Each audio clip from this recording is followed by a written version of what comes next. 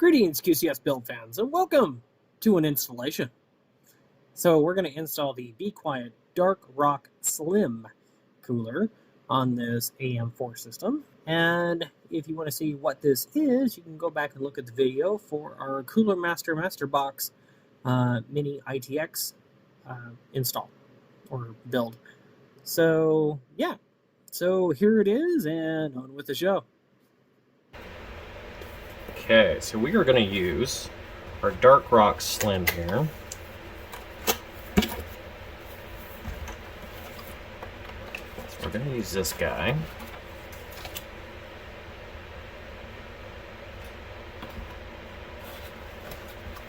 And this is the first time I've actually installed one of these, so let's see how this goes.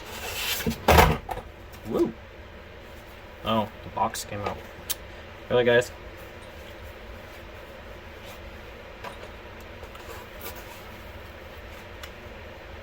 Alright, so basically it looks exactly like the Pro 4, just cut in half, basically. And there's our fan to go on the outside. This here, this should be our mounting bracket for the bottom and all of our standoff stuff. So there's our fan clips. Yep. There's the whole hardware. I just had a thought. I am totally gonna dirty trick this, and you'll see what I'm talking about here in a minute. Alright, it's Intel, AMD.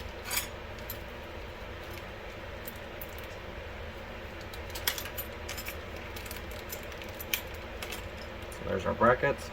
Those have to go on first.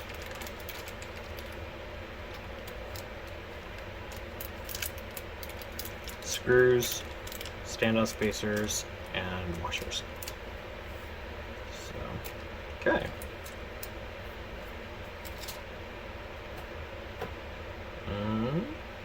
Let's see, magic book. Oh hey, look at that! They didn't make 9 different copies of the manual in different colors. Or different languages. They just made one.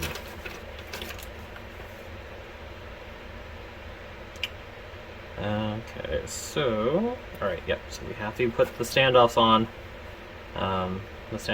For the AM4. We have to take the bracket off. So, alright, that's easy enough. Okay. Alright, dirty trick. Take the goodie box, which is like the perfect size for this. Take the goodie box, set it underneath the motherboard tray, and then that will hold. Yep, just like that. And then that, and kind of just crush it a little bit. Kind of mold in there. Cool. And that will hold your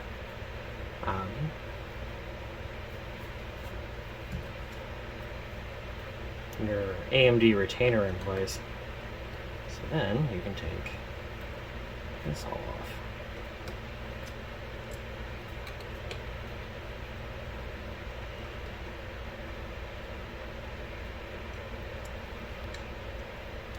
And then don't reuse these screws with this particular unit because it comes with screws that are the proper length for proper mounting pressure.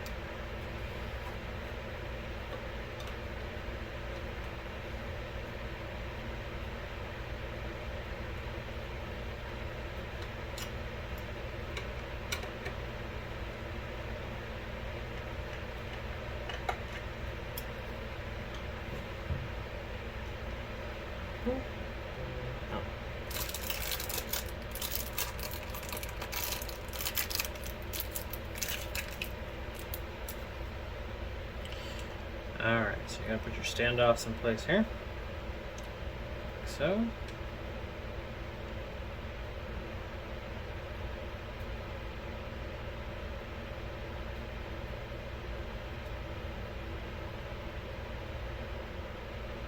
Oh, they are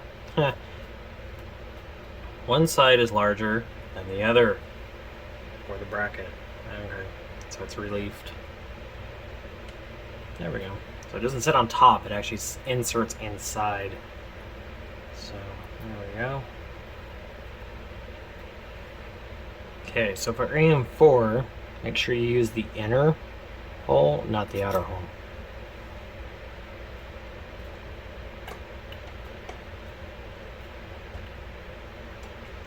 It's actually marked right there.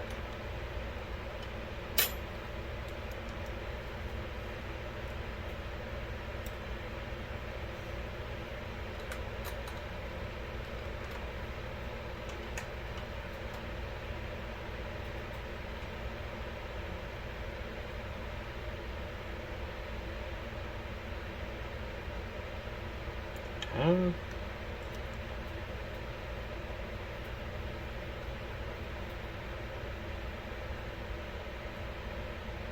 So it's going to sit right on top of the inductors like that. But it's actually spaced off the inductors, so you're still going to be able to get a little bit of airflow through the inductors to cool them.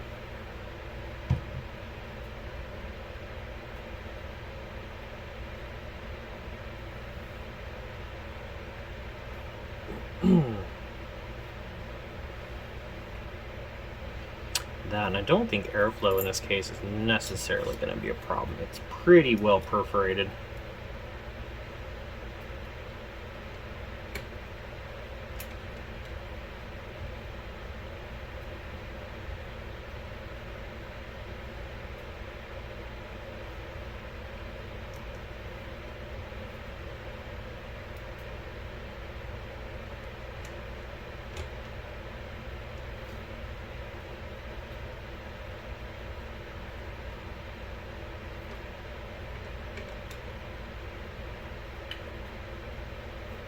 Okay.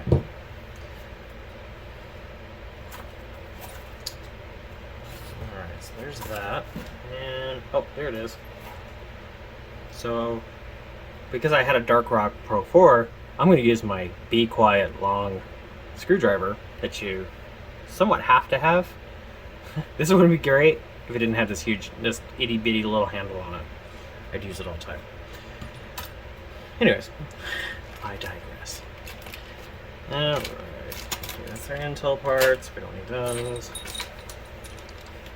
Okay.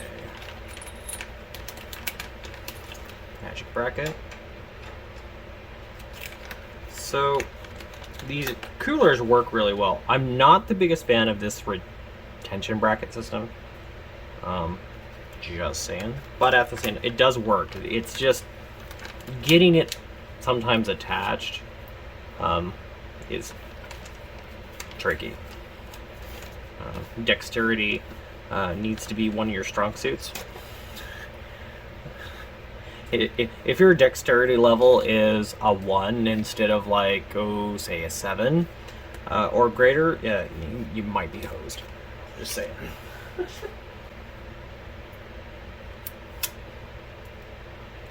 Alright, make sure you take the little sticker off, because that's bad if you don't. Okay. Alright, put some magic spoogie on here. Make sure you get it all out of there. That's right. Every last little drop. Okay. So, and that is, for this chip, that is plenty.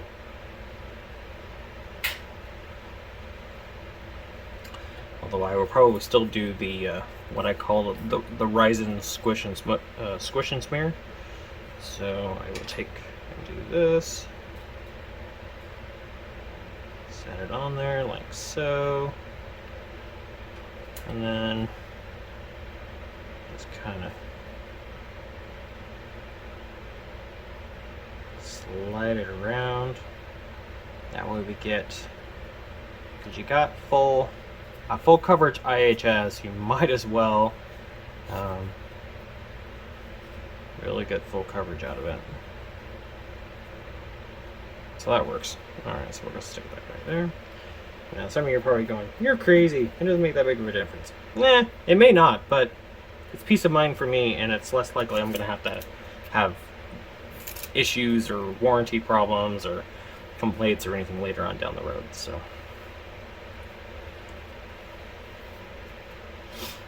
okay.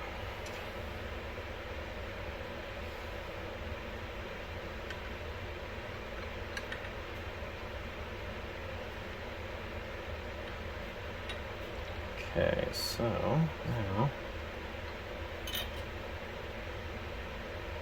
oh, that does not sit dead center, does it? Interesting.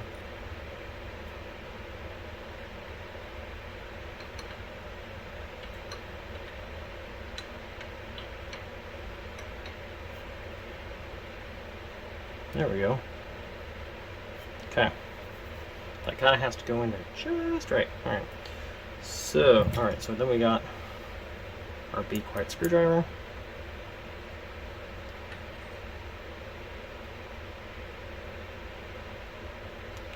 Now on a, if you're doing this on Intel, that amount of thermal paste that comes with it is probably perfectly fine. But because of the chiplet layout of Zen 2 or Zen 3, if you really want to get good cooling or good heat spread across the IHS, you just need more paste than that. You notice I'm just kind of working this down on both sides because I want a nice even mount.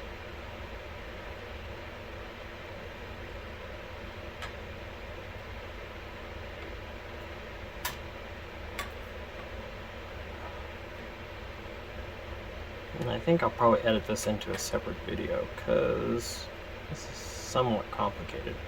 And these are pretty long screws, so it's still going down. So, oh, there we go. Let's stop on that one. Okay, so I'm gonna just a firm seat. Do not over tighten these screws because they will probably strip on you. So I'm just giving them a good firm seat, and because the handle on this is so small, that's why I gotta grab it like this. So, all right, there you go, nice and solid. Okay, so then this guy on this board, it actually plugs in back here. So this is actually your chassis fan header. Your CPU fan header is actually right here. Sweet. Okay, so then there's that. Yeah, so we're gonna let the cable. Yeah, we're gonna let the cable go down like that. And then we have these rubber pads right here on the heatsink. That's what the fan sits on. So let those sit like that. And then we should have, if it's like the other one, we'll have a short set and a long set of brackets or wire hangers.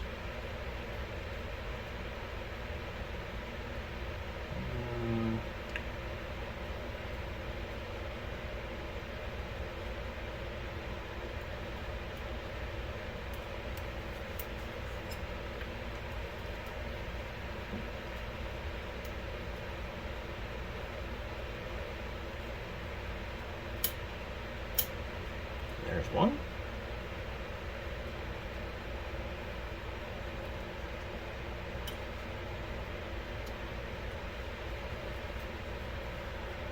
Okay.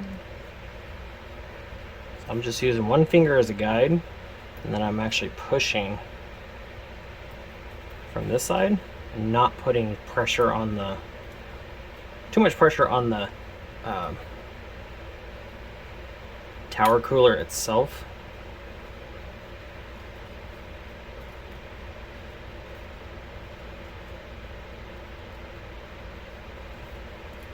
Oh.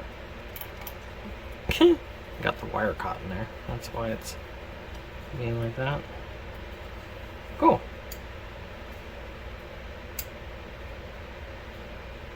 Awesome. Sweet. Alright, cool.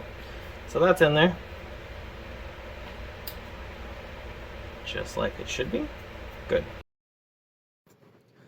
And that's it, ladies and gentlemen. So thank you for watching. Like, share, subscribe. And if you would like more of this content, make sure you subscribe, because we're going to finish up this little ITX build we got here.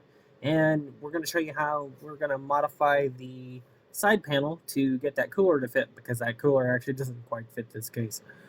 So anyways, again, thank you for watching, and if you have any questions, comments, or concerns, leave them in the comments below. Thank you, and bye for now.